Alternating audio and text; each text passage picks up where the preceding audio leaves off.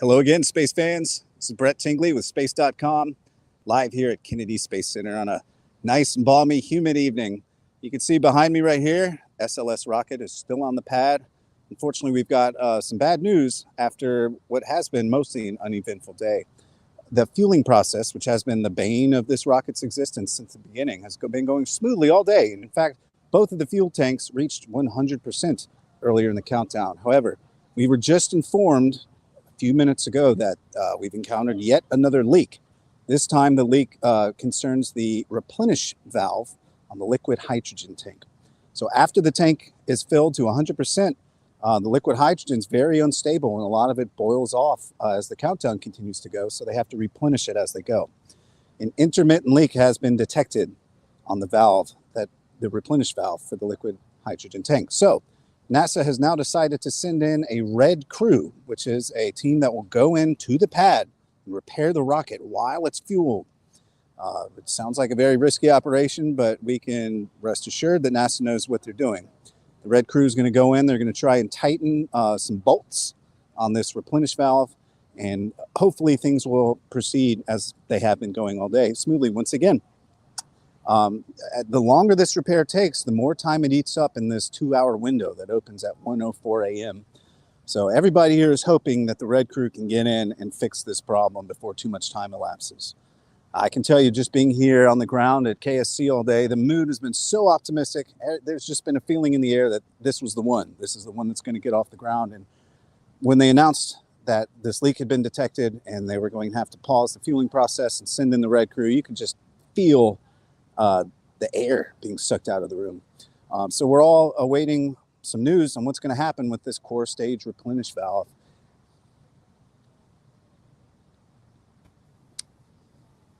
What do you think, Tark? Is this rocket? Hey, Brett. Yeah, it was going so well, for the last several hours. I would say I'm not surprised that they've had this issue. In fact, I was just reading that this question did come up on November 11th in a press conference where the NASA folks were asked, if they were going to have to go and adjust some of these things from the storm that they had, and they decided back then that it wasn't really something they thought that they needed to do. It seems like maybe they probably should have dotted those I's and crossed those T's as we see fit. You mentioned that they do have a 2-hour launch window. That is key. It's possible they can get this sorted in that window, because that's what they've got to work with. They still have to keep the rocket fueled, make sure they don't lose too much from the boil off of the liquid hydrogen, and then hopefully get off the ground. And it's really it seems right now that it's a race against the clock to get this sorted. So. Yeah. Now the countdown timer is still ticking away. Right now we're at minus 2 hours 29 minutes. But again, with every passing moment that red crew is in there diagnosing and hopefully fixing this problem, we're losing a big chunk of that window. I heard NASA Administrator Bill Nelson speak earlier. He was very enthusiastic. We all wished him good luck. Everybody's still feeling like this is the night, but this next little moment while this red crew is going in is really going to decide whether we're going to see a launch tonight or not. Yeah.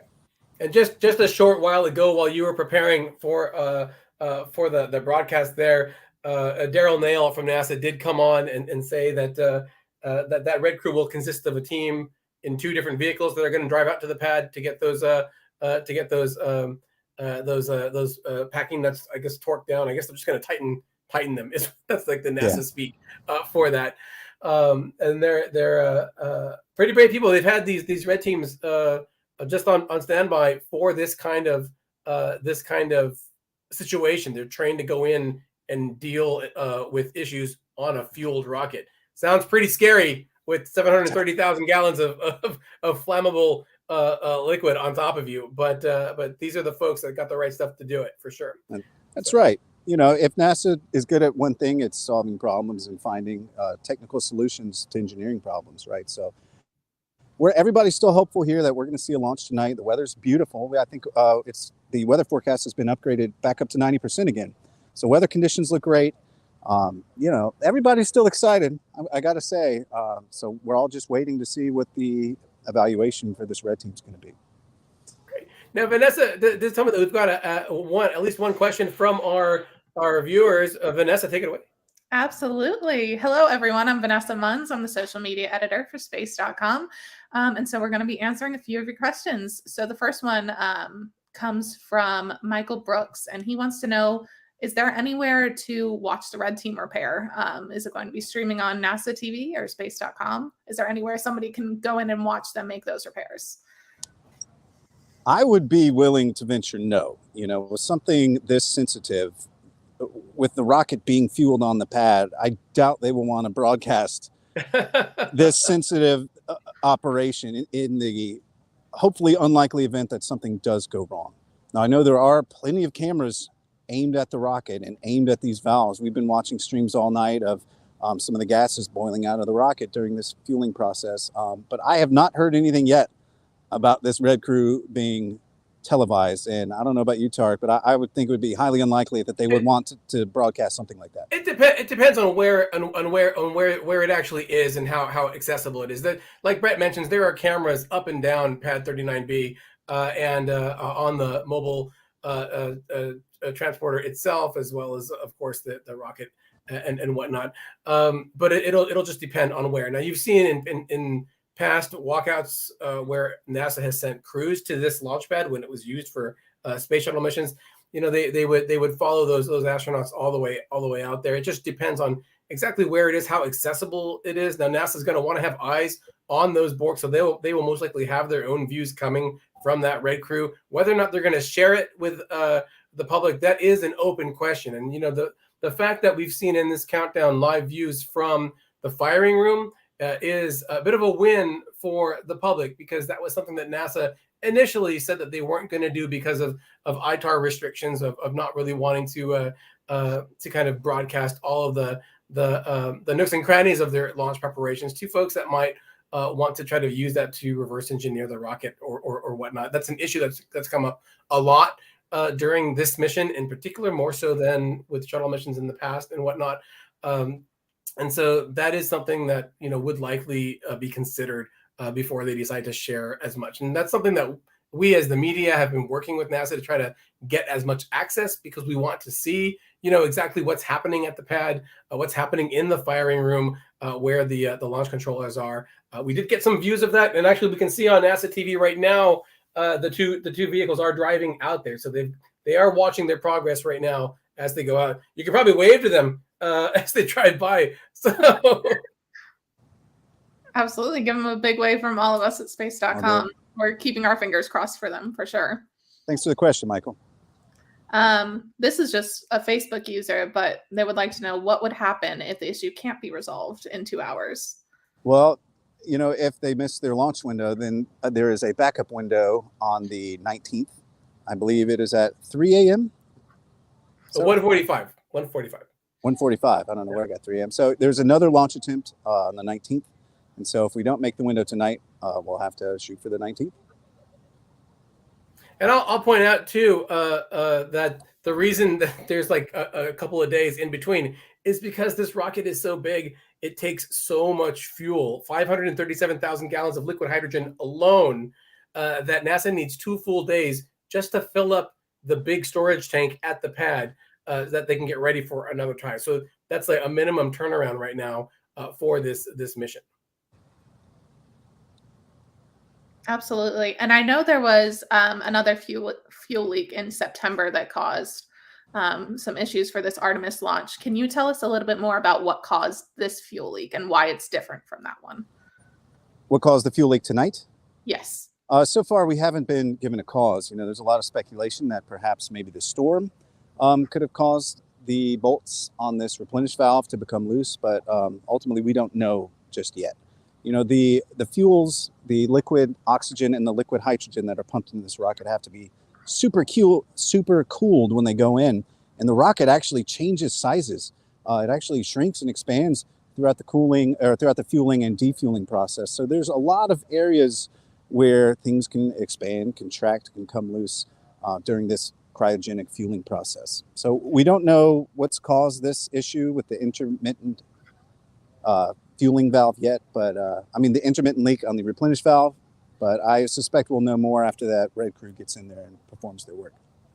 Yeah, and Vanessa, one of the things that NASA has said repeatedly, just since those leaks in September, because it wasn't just one. This is a leak in this replenishment valve. We saw leaks at the an umbilical connection at the base of the core stage, leaks in a separate compartment where they were like measuring some sensors and whatnot. They all have different rates that are acceptable for this replenishment valve. The leak rate that is acceptable is like 1% of whatever however NASA measures that. What they saw was a spike to 1.5, which is above what they can accept, and so that's why they're sending this team out there. Hydrogen, when it boils off, it's a gas, right? And it's the smallest particle that NASA has to deal with when they're dealing with propellant, and that means that it's very easy for it to leak out if it has any kind of pathway. It does find it, and that's been a challenge all the way back since the space shuttle at this pad, even prior to that with the previous vehicles. It's a known problem. It's one that they have to deal with all the time. It's just a bit frustrating that it keeps rearing its head for each of these launch attempts, that they haven't been able to kind of solve that all the way there. So we'll have to keep our fingers crossed. It does seem like this team is at the pad now. We can see them walking on the NASA TV feed to the structure itself. Looks like they're going inside, so it'll be, again, it's still an open question if we can see what they're going to be doing. But we'll see, if they can get this sorted in time to make this window. Fantastic. Thank you so much for that explanation, you guys.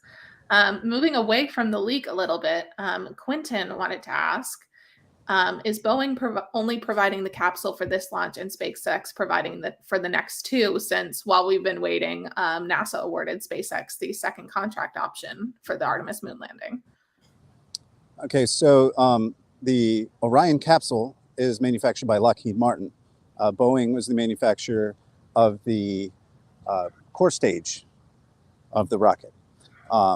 So SpaceX, what will happen in Artemis 3 is that the plan right now is that a SpaceX Starship will be already in orbit around the moon, and that an Orion capsule will meet it and will transfer to the crew to Starship, which will then go down and land on the moon. Now, a lot can change between now and Artemis 3. It's several years away. So those missions will work together with both a SpaceX Starship and the Orion capsule made by Lockheed Martin. So they're going to work in tandem. They're not going to replace one another. It is interesting that the SpaceX contract was announced today. That gives SpaceX basically 3 moon landings now with their Starship. They're going to do an uncrewed moon landing to show that Starship can land on the moon and get astronauts to and from the lunar surface. They'll have the Artemis 3 landing that Brett just mentioned. That's the actual first crewed flight to the surface by an Artemis astronauts, and then this new one, Vanessa, that you just mentioned, is the Artemis 4 moon lander, which is a big win for SpaceX, because while they've been tapped as the primary moon lander with their Starship, Blue Origin and a few other companies are still trying to get in to be a second lander for NASA. Yeah, and in fact, there was a lawsuit between Blue Origin and SpaceX. Yeah, Blue Origin and Lockheed and Dynetics, the other company too that was in the running. Yeah, so they're going to work together, Quentin. And but again, so much can change in the years between now and then. One thing that is key is NASA. Well, as Brett mentioned, the Orion, it's going to look weird when we see it. While Orion is like this tiny little capsule, is going to be linked up with this ginormous Starship for Artemis 3. Eventually, NASA wants to build a gateway space station where the Starship will be docked, and then the Orion capsule will arrive there as well. So it will be a bit like what we see at the space station when the space shuttle was hanging off the end of the International Space Station during the shuttle era, something like that, but with Starship instead. Thanks, Quentin. Thank you, Quentin. Yeah, our next one comes from Melissa Riley, and she wants to know, will we hear the sonic boom? If you're here at Launchpad 39, or if you're here near Launchpad 39B at KSC, you certainly will. But yeah, you certainly will hear a sonic boom, because the rocket will achieve speeds far greater than the speed of sound on its way up to orbit. But first, we have to fix this replenish valve leak. But yes, there will be a sonic boom. Fantastic. And how's the energy there tonight, Brett? Is everyone just, besides the obvious setback that we just had, how has it been throughout the day? The crowds, the number of people? You know, it's still fairly upbeat, I would say, despite this news that, you know, we've got this issue that we have to pause for. But yeah, you know, as I mentioned earlier in the broadcast, everybody was feeling so great. And we're just all hoping that this red crew can go in and tighten down those bolts and fix this intermittent leak. And we can, you know, get on our way with this launch window because time is ticking. I can tell you that we're all green with envy here in our respective home offices working overnight. Because and just to get back to Melissa's question earlier about what you hear from the launch, what Brett and the rest of the folks there, NASA said they've got like 15,000 people at the Kennedy Space Center alone for this launch. They're going to hear something that people have not heard for over, 40, 50 years, the loudest and most powerful rocket NASA has ever built. This space launch system can generate 8.8 million pounds of thrust at liftoff, most of that from those 5-segment solid rocket boosters on the side. It's going to be loud for Brett. Hopefully we'll be able to see it on from his point of view. Here he's about 2.5, 3 miles away from the pad right now. That's why the rocket looks so small. But I guarantee you, it's 32 stories tall, 322 feet. You're going to see it and you're going to hear it, even on the broadcast when this happens. Yeah. Wish we were there, is all I have to say. Yeah, I tell you, I'm feeling very fortunate to be here. I got to interview astronaut Stan Love earlier today. I got to hear Bill Nelson speak in person. And even just being out here on the lawn and getting to look at the rocket over the causeway. I wish you could see the view here in person because it is gorgeous at night reflecting across the water. Well, we're all so happy that you're there, Brett. I've got a few of these questions, so I'm just going to grab the first one. Sure. From Martin saying, does the flight pan take the craft close to North Carolina? But I've seen ones for, does it go North Carolina, Georgia? Will I see it from Texas? So can you walk us through what people might see in the U.S.? So after it launches, it'll head east with the rotation of the Earth. And what it's going to do is it's going to circle the Earth twice before the interim cryogenic propulsion stage will separate away from the core booster, and then it'll go and make this kind of odd-looking figure 8 trip around the moon. So I don't think it'll take it close to North Carolina. I know NASA released a visibility map last night that showed that you'll be able to see it in the air as far away as Savannah, Georgia. But no, it will not be that close to North Carolina. It's going to head east. My home state, by the way. Thanks, Martin. It really does. It really does, Martin, depend the trajectory when they do launch these. As Brett mentioned, when they're headed east like that, the visibility is limited. It's when they launch kind of on a more northern coast up the East Coast that a lot of people see that. There was a launch just recently that did capture people's eyes all the way up in New York. That launch actually was from Virginia, so it had a much wider field of view. Thanks, Martin. Absolutely. And then one of our last questions is from James. When is the launch? And if you want to tell everyone where they can see it live. All right. Hopefully, we're all hoping that the launch will be tonight, sometime between 1:04 a.m. Eastern and 3:04 a.m. Eastern time. That's the 2-hour window that NASA has to launch this rocket. But again, the clock is ticking on that window right now as the red crew, is in there trying to fix this leak on the replenish valve. So make sure during that window you tune in here at space.com. We'll be streaming it live courtesy of NASA, and hopefully we'll see this thing launch. As Tarek mentioned earlier, it's going to be quite a sight when this 322-foot rocket takes off. So we're all really hoping we'll see it tonight.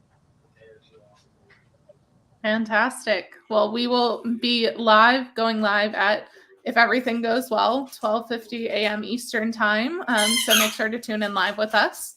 And Brett, we will hand it over to you to sign off. Thank you, everyone. Thanks, everybody, for the questions. This has been a blast getting to answer your questions here live. And again, I can't describe to you what the energy is here, but thank you all for tuning in. And I'll see you again at 12:50 as long as that intermittent leak on the replenishment valve is solved. This is Brett Tingley with space.com at Kennedy Space Center. I'll see you later tonight.